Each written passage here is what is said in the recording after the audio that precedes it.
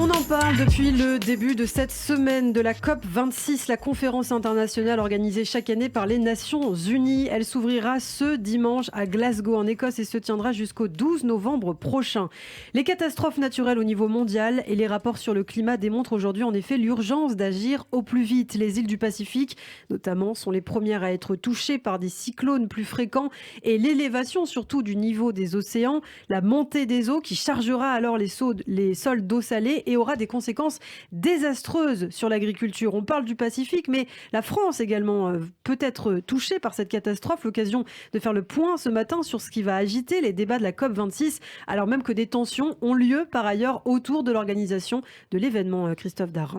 Oui, avant de parler d'ailleurs du réchauffement climatique, peut-être peut-on faire effectivement ce point sur ces tensions qui règnent actuellement entre le nord et le sud. Ainsi, un tiers des îles du Pacifique qui devaient se défendre et se rendre à cette conférence internationale, ne peuvent pas y aller en raison des restrictions de voyage liées au Covid. Au total, seuls 13 petits États insulaires en première ligne du changement climatique se rendront à Glasgow. En effet, alors que des négociateurs de chaque pays sont invités pour trouver des solutions, des îles comme le Vanuatu n'enverront personne cette année à cause de la crise sanitaire. Et beaucoup de ces îles sont restées Covid-free, donc sans Covid, ou ont un très faible nombre de cas tout au long de la pandémie en raison de la fermeture de leurs frontières. Voyager de ces pays du Pacifique jusqu'en Écosse obligerait les dirigeants à effectuer jusqu'à 1 mois de quarantaine. Mais l'absence de représentation de ces nations du Pacifique est très préoccupante. Elles ne pourront pas beaucoup influencer les prises de décision comme lors des précédentes conférences. Par conséquent, beaucoup critiquent le fait que cette COP26 n'offre pas des conditions équitables de participation et d'inclusivité entre les pays du Sud et du Nord, notamment en termes d'accès aux vaccins et aux tests ou le coût encore exorbitant des logements à Glasgow. Et sans évoquer le fait que la promesse des 100 milliards de dollars pour les pays du Sud n'a toujours pas été atteinte. Objectif qui ne devrait probablement être réalisé qu'en 2023. Promesse pourtant de longue date, faite pour rétablir la confiance et garantir l'équité entre les pays développés, principaux émetteurs de gaz à effet de serre, et les pays en développement, principales victimes du réchauffement climatique. Et oui, c'est vrai, rappelons que les pays du Nord s'étaient engagés à verser 100 milliards de dollars par an aux seconds, donc les pays du Sud, dès 2020. En tout cas, l'absence d'un tiers des pays du Sud à la COP26 est très problématique, sachant que la première ministre des Samoa, entre autres, vient de tirer, elle, la sonnette d'alarme et envisage des perspectives plutôt dramatiques pour les îles du Pacifique si les efforts, en tout cas pour contrer le réchauffement climatique, n'avancent pas. Des îles qui souhaitent effectivement que les participants honorent les objectifs fixés à Paris il y a maintenant 6 ans pour limiter la hausse des températures de 1,5 degré Celsius. Les îles Samoa ont également déclaré, je cite, que les pays émetteurs de CO2 devraient plutôt sauver la planète au lieu de penser à leur croissance économique. On le voit très clairement aujourd'hui sur les cartes, les atolls comme ceux de Tuvalu et Kiribati ont déjà commencé à être submergés.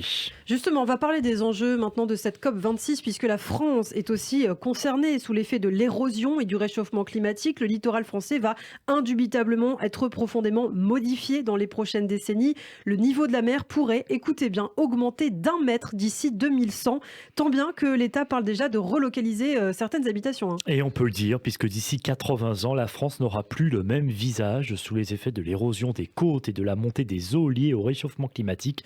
Le littoral français, qui concentre 10% de la population pour 4% de sa superficie, va être profondément modifiée.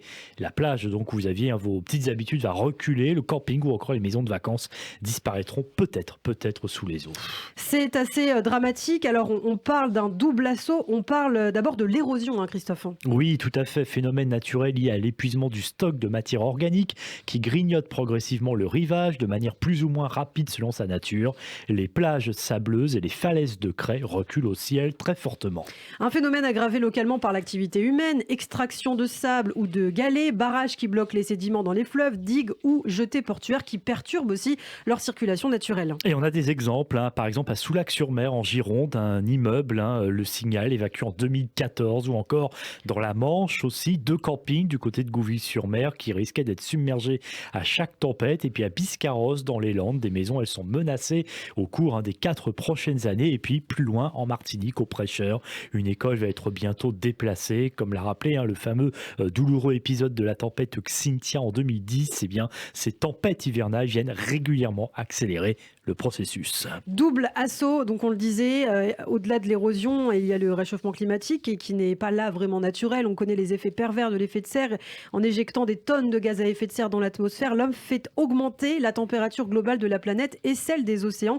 Et donc, en se réchauffant, eh bien, l'eau se dilate et prend plus de place. Il a fait également fondre notamment les deux calottes polaires, le Groenland et l'Antarctique. Dans son dernier rapport remis en août, le GIEC, le groupe d'experts intergouvernemental sur l'évolution du climat, donne un intervalle de prévision assez large de 0,28 à 1,01 m d'ici 80 ans. Mais malheureusement, vu le mode de vie actuel et le rythme actuel de nos émissions de gaz à effet de serre, eh bien, on nous entraîne évidemment plutôt vers un haut de la fourchette et donc vers cette barre symbolique des 1 mètre. Oui, on s'imagine pas forcément ce que ça signifie, mais 1 mètre, c'est quand même énorme pour une montée des eaux. Ouais. Si on laisse la nature faire, elle va nous imposer son timing et la gestion dans l'urgence est mauvaise conseillère et onéreuse. C'est ce qu'a analysé de son côté Stéphane Costa, géographe à l'université de Caen, président de la stratégie nationale du trait de côte, cité par nos confrères de France Info.